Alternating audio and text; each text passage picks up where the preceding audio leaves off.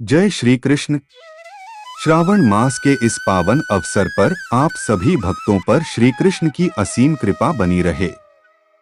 जो भी इस वाणी को श्रद्धा से सुन रहा है, उसके जीवन में प्रेम, भक्ति और विवेक का संचार हो।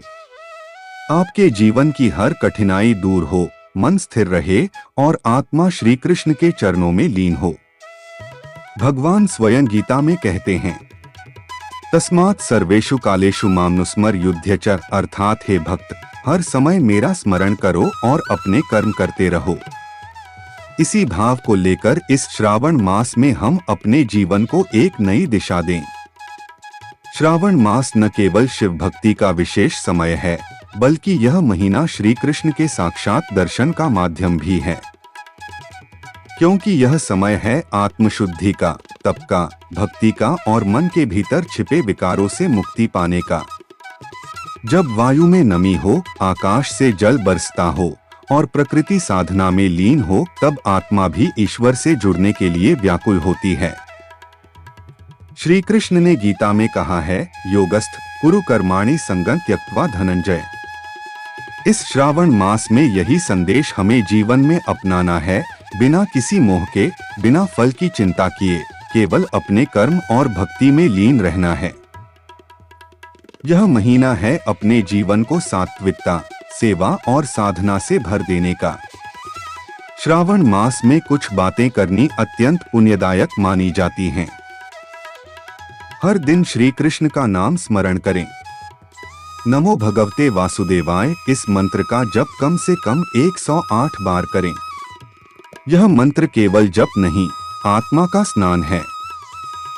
श्री कृष्ण कहते हैं, मच्चित्ता मदगत प्राणा बोध्यन्तः परस्परम, अर्थात जो लोग सदा मेरा स्मरण करते हैं और आपस में मेरे गुणों की चर्चा करते हैं, मैं उनके हृदय में वास करता हूँ।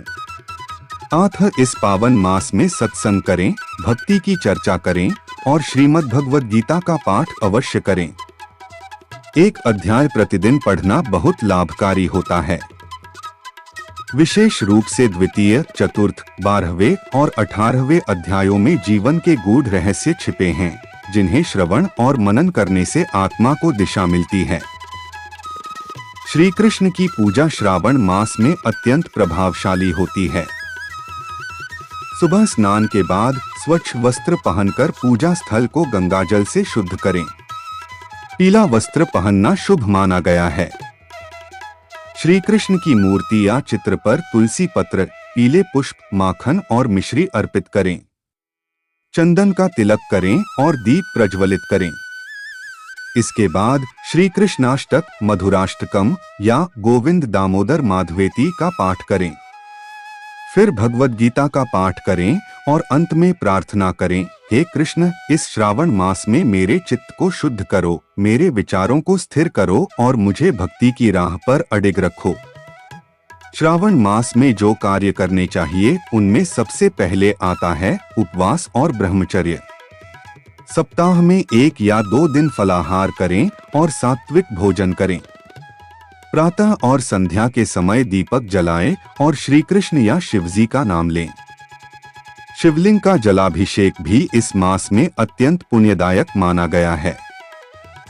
श्री कृष्ण स्वयं शिव भक्त थे और भगवान शिव ने ही उन्हें सुदर्शन चक्र प्रदान किया था। पानी से भरा यह मास भीतर से भी शुद्धि की मांग करता है। इसलिए इस समय अहंकार, क्रोध, लोभ, मोह और कामना जैसी वृत्तियों को त्याग देना चाहिए। श्री कृष्ण गीता में कहते हैं, त्रिविध नरकसेदम द्वारं नाशनमात्मन, कामा क्रोधस्तथा लोभस्तस्मादेतत्त्रयं त्यजेत। अर्थात काम, क्रोध और लोभ ये 3 नरक के द्वार हैं, इन्हें त्याग देना ही आत्मा का कल्याण है। इस मास में जो नहीं करना चाहिए, वह भी उतना ही महत्वपूर्ण है। मांसाहार, मद्यपान, प्याज, लहसुन, झूठ, निंदा, द्वेष और आलस्य से दूर रहना चाहिए। श्री कृष्ण कहते हैं, अयुक्तः प्राकृतः स्तब्धः शठो न परयः सदा, अर्थात जो अयुक्त है, असंयमी है, वह कभी परम सत्य को नहीं जान सकता।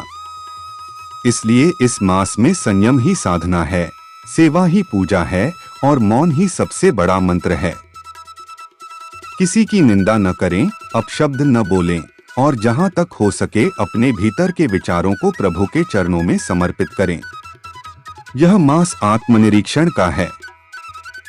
जो आत्मा को जान लेता है वही संसार से ऊपर उठ जाता है। भगवान श्री कृष्ण कहते हैं, उद्धरेदात्मनात्मान नात्मानमवसाद्ये, अर्थात मनुष्य को अपने द्वारा स्वयं का उद्धार करना चाहिए, स्वयं को गिराना नहीं चाहिए। श्रावण मास इसी आत्मोद्धार की साधना का समय है। श्रावण मास के इन पवित्र दिनों में अपने घर के वातावरण को भी आध्यात्मिक बनाए रखें। तुलसी के पौधे की सेवा करें, हरि नाम संकीर्तन करें और बच्चों को श्री कृष्ण की लीलाएं सुनाएं।